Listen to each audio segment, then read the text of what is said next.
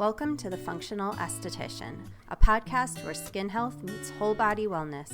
I'm Samantha Dunch, a licensed esthetician, owner of Skin Deep Aesthetics, author, and a doctor of functional medicine.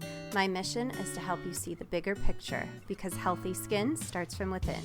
In each episode, we'll explore the gut-skin axis, hormones, nutrition, skincare, and wellness tools you can use to transform your skin.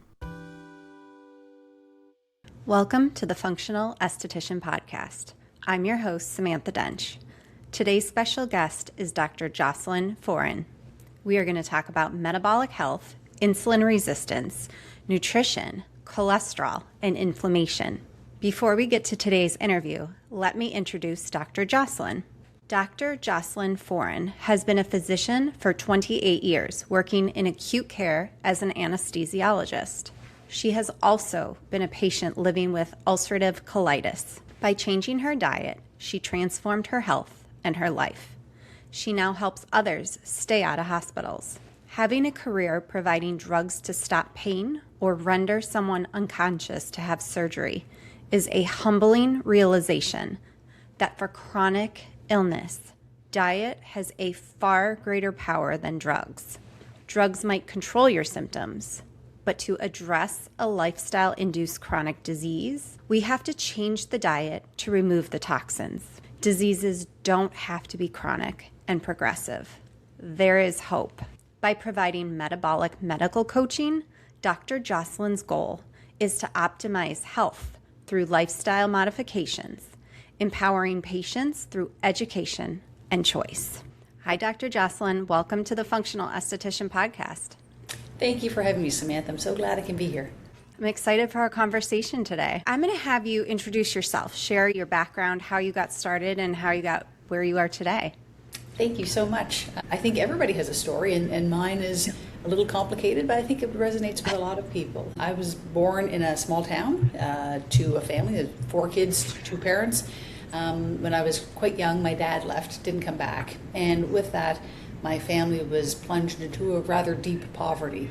On top of that, my mother was living with a juvenile rheumatoid arthritis, so an autoimmune condition that severely limited her capacity. So I ended up kind of mothering my mom and becoming a caregiver quite early on in my life. But because we were so poor, I knew I did not want to live like this the rest of my life. So I thought, how can I get out of poverty? Well, I thought I'm a good student. I could get good grades, get scholarships, and go on. So I did all those things. I worked really hard. I went and did a chemistry degree, med school. And in the last year of my med school, because I had a lot of stress, I had the genetic predisposition, and I was living super cheap off of carbohydrates and partying pretty hard on the weekends, I developed my own autoimmune condition, something called ulcerative colitis. And, here I was. It was the month I was going to graduate med school. I knew a fair bit about my body and health. Knew very little about nutrition because there was so little nutrition training in med school. But I said, should I change my diet? And they said, no, just take the drugs. So I was a good little girl, rule follower, box checker.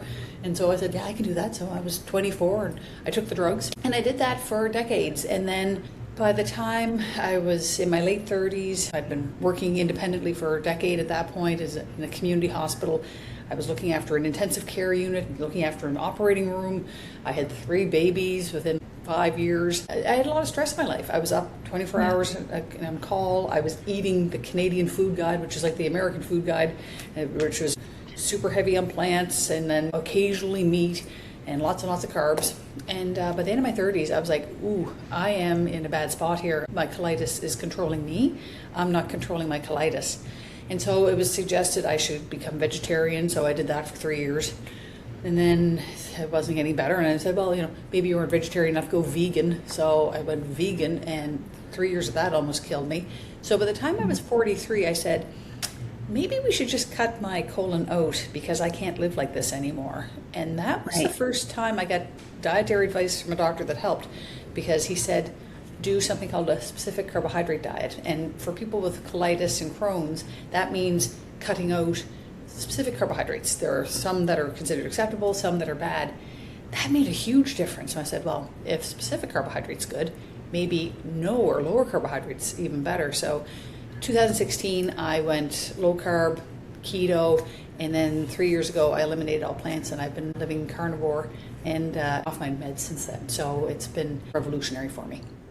It's amazing that you went from vegetarian and vegan all the way to carnivore. That's such a 360. And it seems so odd, Samantha. However, I will tell you, in this space, it's amazing how many people are reformed vegans, and a lot of the people, both men and women, they come so nutritionally deprived.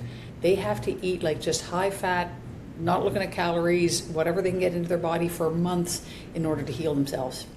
Yeah. And the carnivore diet, it's so healing. It is, and I feel like our food guides, right from 1980 on, demonized fat and continue to demonize saturated fat.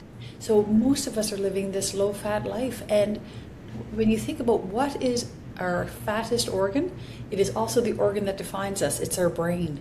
Yeah. So our brain is 60% fat. 25% of all the cholesterol in your body is between your ears, it's in your brain. So I think that a lot of us, when we come from these deprived food backgrounds, we get this healing effect mentally and physically from a carnivore diet. And I want to talk about butter because I notice on your Instagram, you cook with butter all the time. I love butter. I make brown butter. I put it in my coffee. I eat it before I go to bed. It's like everybody's scared of butter. They are, and it's, people have taken the message, right, from the authorities, but that information was based on really bad science. So there was a scientist by the name of Ansel Keys. He was actually a fish scientist. He was a marine biologist. That was his specialty. But he lived at a time when you didn't really necessarily have to have certain credentials, certain training in order to be an authority. Now, he did a bunch of different things, but one of the things that he did was this thing called a 7-country study. He wanted to prove that saturated fats were bad for us. So he went around the world. He actually went to 22 countries, but because 15 of the countries didn't hold up to what he was trying to show, he wanted to show saturated fat caused heart disease and death. Well, 15 countries showed high saturated fat did not cause heart disease and death. So he eliminated those ones, but he just used the data from the countries where he could make a connection between high saturated fat and heart attack and death, and that's what he did, and that's what he published, and that's what became the foundation for our food guides. He was a real bully. Like I always say, he was more of a bully than he was a scientist, but because he was willing to manipulate the data and look the other way, he was able to get his information to the federal authorities. The other thing that he did was he did a study in the late 60s, early 70s. It was called the Minnesota Coronary Study. He wanted to prove, again, saturated fat caused heart disease. So he took saturated fat out of the food of people living in mental health institutions, took it out of half of the people. Instead, he replaced those saturated fats with seed oils, with vegetable oils. Yeah. And the other half, they had the regular saturated fat diet. So they had butter on their potatoes, they had cream in their coffee, they had ice cream made with real cream. And what they showed was that, yes, indeed, they lowered the LDL in the people that had the vegetable oils put in their diet, but they died more often. And so because, again, it wasn't the data he wanted, he buried the data, he hid it, and it wasn't exposed until 10 years ago. And that's when we've actually said, it was a perfectly conducted study, it showed the outcome it needed to, and yet we have all been harmed by not having access to that data for the last 50 years. Yeah, and cholesterol is one of the most important things our body needs. Absolutely. So again, with the idea of what's in butter, butter is high in saturated fat, high in cholesterol. Cholesterol is our building block. I say it's a nutrient, it's not a disease, because if a woman has a baby that has an inborn error in metabolism, so has a genetic trait where it cannot make cholesterol, that baby doesn't come to term because it is so essential. We make it, but we also eat cholesterol, and our body, if it senses a high cholesterol intake, it just slows down its synthesis. But we need it for all of our sex hormones, for progesterone, for estrogen, for testosterone. We need it for aldosterone. We need it to make vitamin D. We need it to make our bile acids.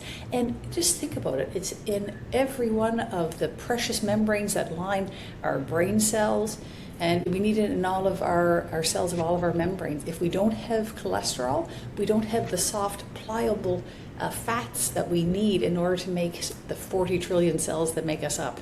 That's amazing. I want to switch gears a little bit and talk about heart disease, because most people hear the word cholesterol and they automatically think like, oh, I'm going to have heart disease or I'm going to have a heart attack. So why don't we speak about that? Oh, one of my favorite. Let's open up that can of worms. This is something that it is now a conditioned fear. When you think back to our grandparents and great-grandparents, the way that they were raised, the way that they ate, they didn't know a damn thing about cholesterol. They were just eating what they ate, right? And so cholesterol has been demonized because of fear by medicine. So when did heart disease become the number one killer of humans? Almost 100 years ago. 1930, that's when it took over. And why? Well, there was advancements in medicine so that things like if you fell off a roof and you broke your leg, you didn't have to die of infection anymore. You didn't have to have an amputation done. Like, we were able to do surgery, and then antibiotics came up. But number one killer then took over as being the heart attacks. So when they started to do autopsies on those heart attack victims, they opened up the vessels and they looked at the heart and they said, oh, wow, there's all this like kind of mealy looking substance in the vessels, which was absolutely cholesterol, right? Yep. So then they said, oh, cholesterol must be the cause of heart disease. But what they didn't know, or what they had forgotten, was research that had taken place many years before that. In 1850, vascular researchers looked at heart attack victims' blood vessels, and they said, oh, there's inflammation in the blood vessels. Oh, there's little tiny blood clots that are there because of the inflammation. And so when we think about if we cut our arm, right, we get a bunch of little platelets come in, we get a scab that forms and then it heals and it falls off. Similarly, when we think about our blood vessels, Samantha, I think about, just a circle, right? Inside that circle is a very soft, important lining called a glycocalyx. And that glycocalyx, if you've ever picked up a fish, you know that slippery feeling? Yep. That's it. That's a glycocalyx. So that inner lining of our blood vessels is super slippery. It's like nature's Teflon to prevent blood clots.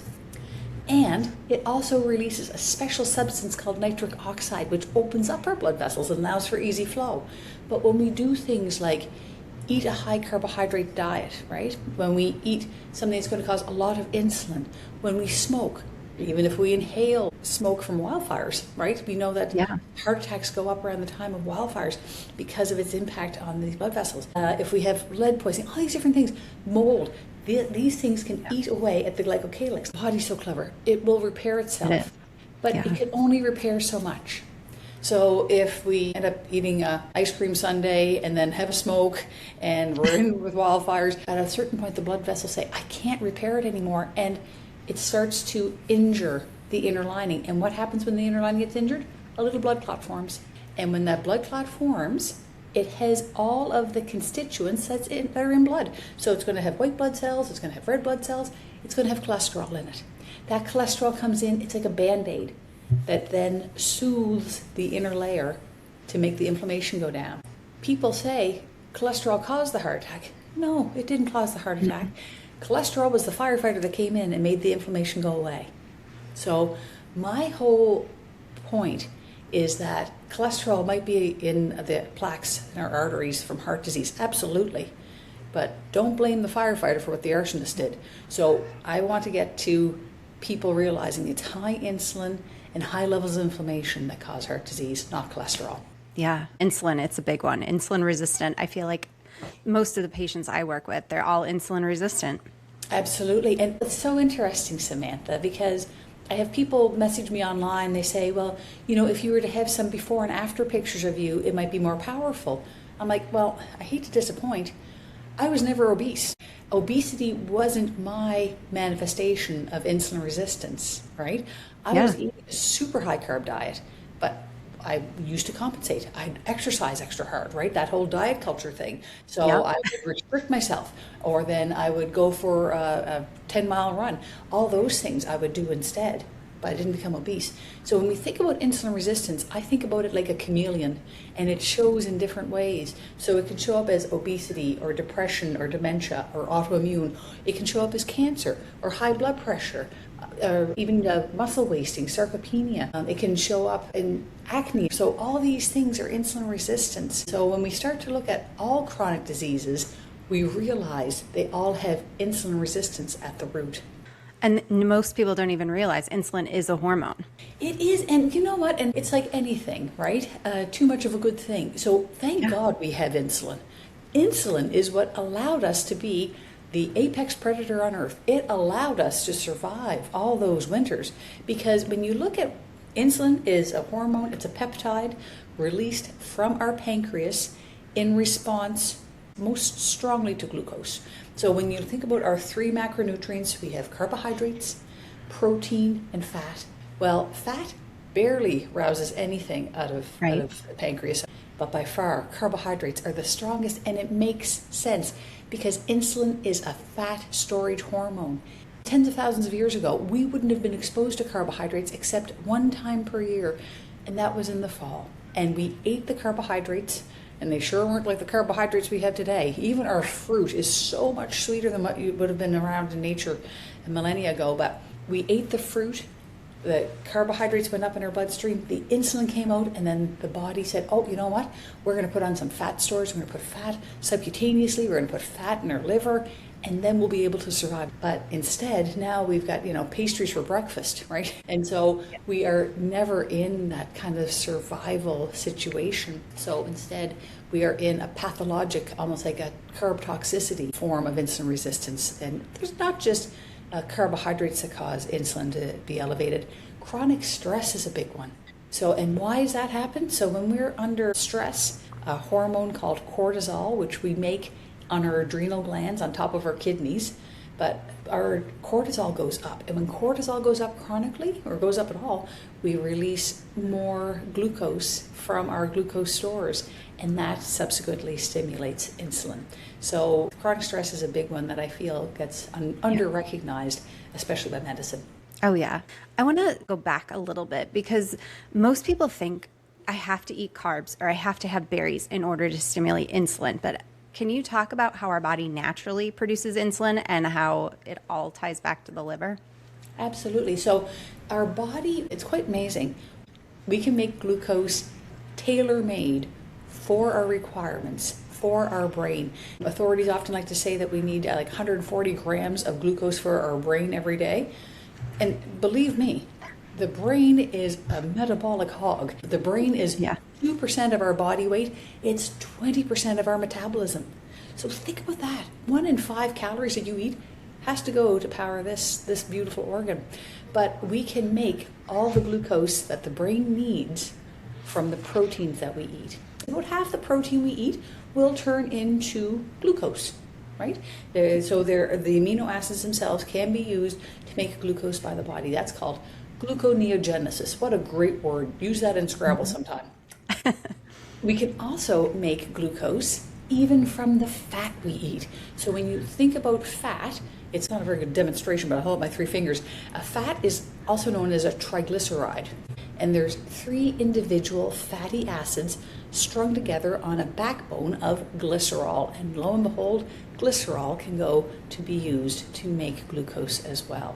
So those are the ways our body has around getting glucose, but the body also uses other forms of energy other than glucose. Specifically, the brain, but the body in general can use not only glucose, but also ketones and lactate. So what is a ketone? A ketone is something the body uses as a fuel source. It's a clean burning fuel source when our insulin levels are low, and when our glucose levels are low, and our glucose storage is also low. The body will say, let's start using some fat stores, and it mobilizes those pinchable bits of fat that we have in our body, and it puts them into the bloodstream. They go to the liver, and then the liver makes these things called ketone bodies out of the triglyceride or the fatty acid chains. And those ketones, they go in the bloodstream, and the brain says, thank you very much. The ketones are actually the preferred energy source of the brain. There was a scientist by the name of Dr. George Cahill in 1967. He did an experiment where he looked at the energy use of the brain if both glucose and ketones were provided, and the brain far prefers ketones. So it'll get up to 75% of its energy from ketones. So a lot of us that don't eat carbohydrates are still very interested in our own blood glucose. So I'll often wear like a continuous glucose monitor, a CGM. Yep. And overnight, when I'm asleep, I'm in an intermittent fast, my blood sugar will go down to the 3s. Wow. I don't wake up because my body's also making all these ketones. So my brain's quite happy. My brain's got all the energy it needs. But it's still, for most people, that would cause them to wake up with a reactive hypoglycemia, which happens among a lot of people that eat a high carbohydrate diet. It used to bother me a lot. If we eat a lot of carbs, we get that big insulin surge, tucks away all the glucose, but then it tucks away the glucose so well that our blood sugar drops and our brain says, oh, I'm out of energy. You better wake up and go eat something, right? If it happens to us during the day, it causes us to be anxious, we get heart palpitations, we feel really hungry all of a sudden. So those are things that are reactive hypoglycemia that people that live low carb, keto, carnivore just don't get because our insulin secretion is so stable. If somebody is insulin resistant or they're eating a lot of carbs, what would you do to help the body stop producing so much insulin and start getting into that fat burning mode? Oh, absolutely. Great question. A few things. If someone's been eating a high carbohydrate diet for years, I would suggest a gentle transition to a low carb ketogenic way. That's going to be more sustainable. You're not going to feel like crap with keto flu for a few days. Instead, I suggest to take one meal a day over a few days and make that low carb keto, carnivore. So it's easy. Breakfast could be bacon and eggs, right? And I'm not talking 2 eggs and a strip of bacon. I say have at least 4 to 5 eggs and a couple strips of bacon. So a heavy carnivore or a heavy ketogenic meal to start with, and then have the regular lunch and supper. And then after a few days, have a heavy meat-based breakfast, meat-based lunch, regular supper, and then get transition over so that all 3 meals are just meat-based. And for people that want to do keto, that's great. Again, pick lower glycemic foods. So have your eggs with some avocado, or have a bowl of berries for dessert. Those are going to be things that are going to be easy on our pancreas. 2 more great hacks. If people are going to eat carbohydrates, I say, please don't eat naked carbs. If you sit down at the restaurant and maybe a piece of bread is really important to you on that day. Maybe you're like, you know what, I really love the bread here, I'm going to have it. I don't really condone cheating on keto or carnivore, but if people are going to do it, I'd love them to do it in a way that's safe. Do not eat bread on an empty stomach. Do not eat carbs on an empty stomach. I tell people, eat your fat and your protein first. They act like a nutritional safety belt. They are going to protect and blunt the impact of the blood glucose into your bloodstream. So have your steak, have your butter, if you're going to have glycemic things, or maybe you have like a little salad beside too, and then eat the bread if that's important to you. The other thing that is also helpful is a little bit of acid. So for me, I love sour tastes. I love vinegars and stuff like that. So if people can put a little bit of either apple cider vinegar or a little squeeze of lemon in their drink, that will decrease the activity of an enzyme called amylase in our mouth. When amylase doesn't work in our mouth, it means that some of the carbohydrates we eat don't get broken down, like the complex carbs don't get broken down into simple sugars as quickly, so they don't enter our bloodstream as fast. So there have been multiple studies that have shown a little teaspoon of acid in your water can make a difference in your blood glucose. I love how you explain it. You make it seem so simple. And I also love that you start people out slow, because I do the same thing. It's like if you're like, go carnivore, they're like, you're crazy. I can't do that. Plus their body will freak out. So I love that you slowly introduce it and then eventually get them into a heavier meat-based diet.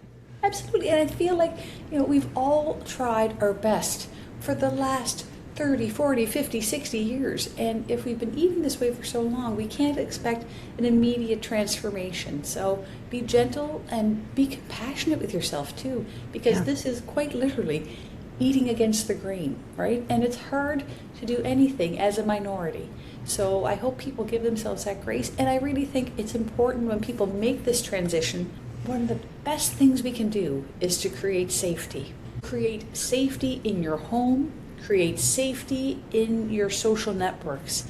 So that means going to your cupboard and cleaning out all the crap.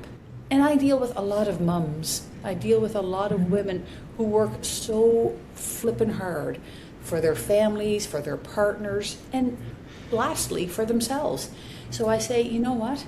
No one does well with an ultra-processed food diet. So clean out the cupboards for everybody. But if there are special things that your kids or your partner wants, well, put them in a lockbox downstairs. They can access if they need to. But otherwise, make your fridge and your freezer and your cupboards as clean as possible so that things don't talk to you at 9 o'clock at night. And then to make safe spaces in your community, to go and talk to your people and say to your best friend, you know what? I need to look after my health better, that I want to reverse whatever conditions it might be. They might want to reverse their anxiety, depression, their reflux, their diabetes or prediabetes, their infertility, all these things. I'm going to do an experiment, and I'm just going to remove the carbohydrates because there are no essential carbs. I'm going to remove the carbohydrates for a month or 3 months and just see how I feel. And I tell you, I have not had many stories of people not feeling absolutely amazing with the removal of these, I call them, poisons, because they are a slow poison. We are like a self-cleaning oven. We just have to remove the toxins in order to let our bodies heal the way that they can. And another thing, I have a lot of patients that are very resistant to changing their diet because they're very social and they think to themselves, how am I going to eat when I'm out with my friends? Yeah, and that's a great question. And again, I come up with alcohol too, because I also don't drink alcohol. I know alcohol is a class 1 cancer-causing substance. It is the same potency of cancer-causing as smoking, as asbestos, and radiation. It's horrible for our mitochondrial health. But what I tell people is that, number one, when I go and socialize, if it's going to be at a restaurant, I do my research ahead of time. Take a look at the menu. See that they might have some simple burger patties you could order, or maybe they're steak and eggs. Or I find breakfast sometimes an easier one to socialize because a lot of restaurants will have eggs and bacon and sausages, and sometimes they have steak, and you can often make a simple plate for yourself. The other thing is if you know it's just going to be kind of like a socializer party appetizer, I don't go hungry. I make sure I have a good supper.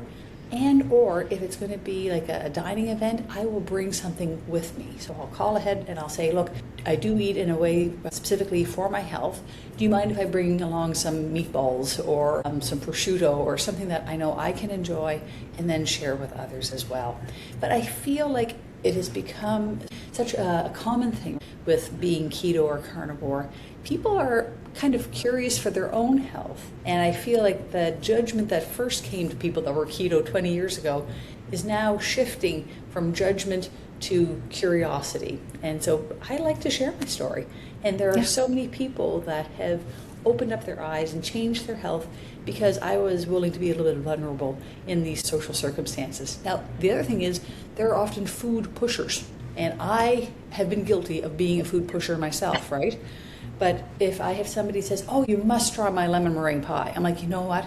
It looks delicious. Thank you so much. I can't eat that because of my health. Oh my. Oh, right. It really affects my digestive tract and I can't do that. Oh, well, just one bite. I'm like, I need you to help me. I can't do it.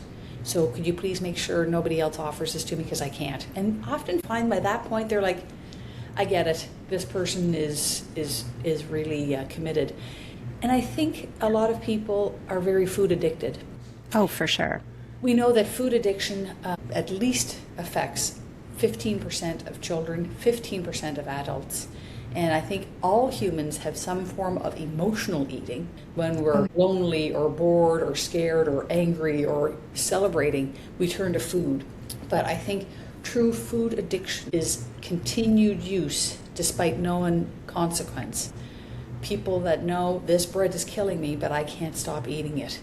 There are a lot of people with food addiction among us, and so those people I find sometimes they feel a little threatened when I talk about maybe taking away the thing that they've used for comfort for a long time.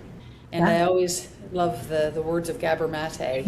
He says, Don't ask why the addiction, ask why the pain. There was an injury that resulted in that addiction. There's a core wound, a trauma that needs to be addressed. And I feel like until we figure out what that is, the food addiction continues. Yeah, and that's a big one because I feel like that will stop somebody from making that change, even though they have the information and they know that they should eat better. It's like a mental block. It'll stop them from taking action. Absolutely. Yeah, it's heartbreaking. One more thing I want to touch on is calorie restriction, because I feel like with carnivore and keto, you don't have to do that. And so many people think, well, if I'm cutting calories, then I'm going to lose weight. Oh, look. I made a comment on Higher Up Wellness. He's somebody on Instagram I follow, and I think a lot of his messaging is good, but just talked about the fact that if anyone's in a 1,200 calorie a day state, they will have to lose weight. I'm like, there are women in particular that have chronically dieted down to a 1,200 calorie a day metabolism that aren't losing weight, they're gaining on 1,200 calories a day. Our weight is so intricately tied to insulin. So they've done experiments back in 1984, and they looked at type 1 diabetics. So type 1 diabetics make no insulin. And they did their basal metabolic rate. They clocked it, and it was super high. And then as soon as they started with insulin therapy, boom, their metabolic rate dropped. So we know those of us that eat in a way that doesn't stimulate as much insulin have a higher metabolic rate. So does that mean we can all eat 10,000 calories a day?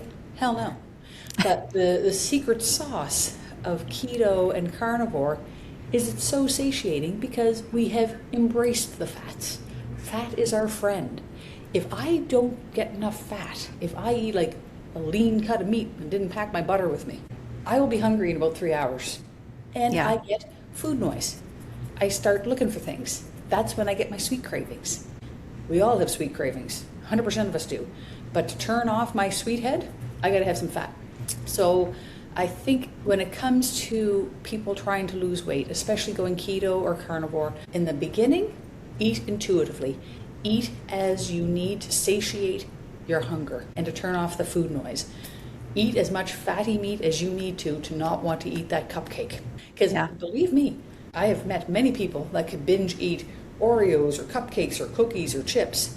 I have yet to meet anybody binge eat pork chops. I mean, you had enough fat, it's like, whoo, I am done. And you see it in the wild. There's a picture of like this lion with his chops full of blood from an antelope, and all these little antelopes walking around him, and he's like, whoo, you know what?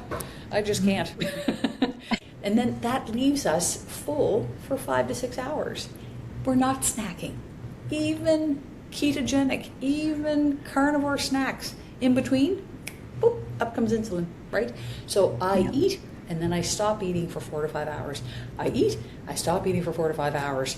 And that allows us to actually drop our insulin, use our fat stores, and then regenerate a hunger again.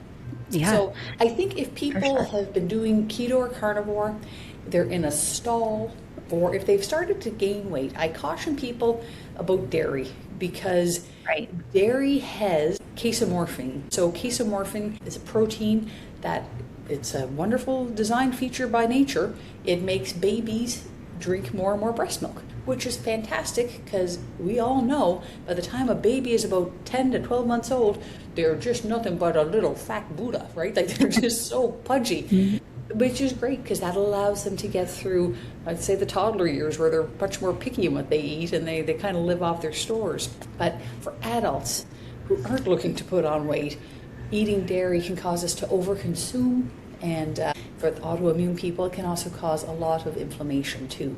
So I tell people, if you're in a stall, cut the dairy. For keto, cut the nuts, and then maybe do some tracking. So I ask everybody to calculate their TDEE, their total daily energy expenditure. And I think this is also important for people when they first go carnivore, especially women, because I have a lot of women that go carnivore and they're so satisfied for the first time in their lives. They're like, I'm only eating 1,400 calories a day, or I'm only eating 1,000 calories a day. I'm like, whoa, that's not enough. Yeah, we need to work on you because the body will adapt to what it's given.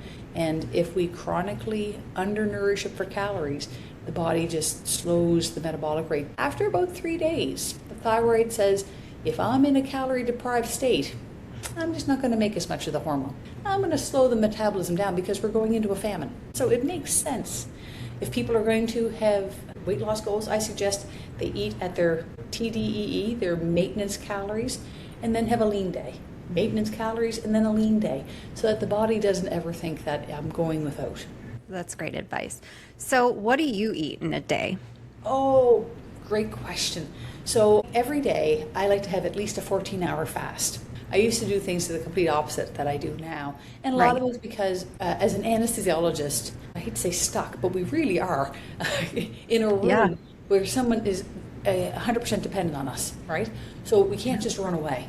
So if I ate when I was having a colitis flare, I would just be like desperate trying to get to a bathroom, and it was horrible. So I just learned not to eat at work. And so I fasted all day long, and then I would eat at night. But when we eat against the sun, so I tell people nature exists for a reason. We just have to follow the cues.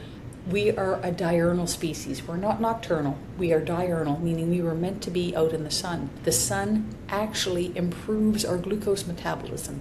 So when we eat breakfast, so I like to eat around 8 o'clock, 9 o'clock in the morning, and I typically have eggs with beef.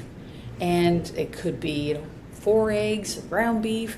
Today I had 10 yolks and 100 grams of strip loin, right? So it's some good hearty breakfast. I like to start my day with a good saturated fat load. Lunch, I'll have that maybe around 1 o'clock. 1 o'clock is when we are the most insulin sensitive. So the farmers were right. The farmers always said, eat a good breakfast. They always called their lunch dinner, right? Because it would be their biggest meal. And then by the time 6 o'clock came around, they had something light because they were still full.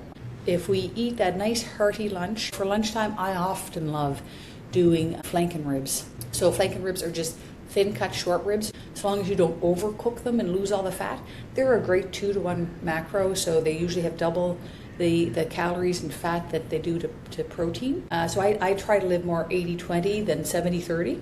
And then by the evening, I might have a couple of hamburger patties, something like that, nothing huge. But I like to front load my day because, for example, if you have 4 eggs and a couple of strips of bacon at 8 a.m. and 4 eggs and a couple of strips of bacon at 8 p.m., you're going to make twice as much insulin at 8 p.m. than you will at 8 a.m. And the more insulin we need, the more insulin resistant we become. So I try to eat in a way that kind of takes it easy on my pancreas. Yeah. I like to have a nice window between when I stop eating and when I go to bed. I usually tuck in 9:30, go to sleep by 10, and so I try, if I can, to have my last meal by 5. Sometimes even in the winter I'll go earlier than that, but that allows me again to have that nice fast. As the evening goes on, especially in Canada, in the wintertime, the sun sets really early, but as soon as the sun goes down, the melatonin starts to rise in our blood, and melatonin is obviously it's our sleep hormone. We make it in our pineal gland in our brain in order to go to sleep. But as it rises, it suppresses the effect of insulin. And that's such an important feature for humans because if overnight the melatonin is low or the insulin is high, that's when we start to drop our blood glucose. So high melatonin protects us from having low blood glucose overnight. That's so amazing. And I feel like a lot of women have sleep disturbances, and part of it could be the fact that they're eating too late. Absolutely. And so when we eat, I always think of food it's like a little bit of caffeine. It's a sympathetic nervous stimulant. So, I'm just a little snack while I'm watching Netflix. So we put a blood pressure cuff on you and heart rate monitor, we would see an increase in the heart rate, we would see an increase in the blood pressure as if you just had a shot of caffeine or you went for a vigorous workout. So the evening snacking, like if I get people just to stop snacking, herbivores like cows and deer and horses, they were made to graze, we were not. Right. We were made to feast and then fast. I love that. What's one thing our listeners can start implementing today? Oh, the biggest thing is to eliminate ultra-processed foods. And so those foods have been engineered to be addictive, right? I'm actually reading a book called Sugar, Salt, Fat about the fact that the great lengths that the processed food industry, which was in the 1980s, many of the processed food companies were owned by the 2 big cigarette companies, Philip Morris and R.J. Reynolds. So these are the masters of addiction. They know how to stimulate dopamine, and they've done it through our food, through hyperpalatable food. Yeah. So by eliminating those ultra-poison foods, we get rid of not only sugar, but grains. Those two things are the biggest insulin stimulants. And we also get rid of the seed oils, which are highly inflammatory. But when we eliminate the grains, we also eliminate a lot of those anti-nutrients that are in our foods, like phytate or phytic acid.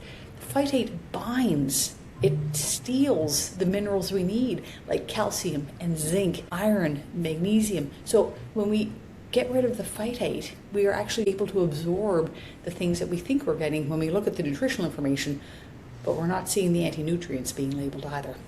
Wow. I feel like we could go on and on all day. This is so amazing. Yes. Yeah.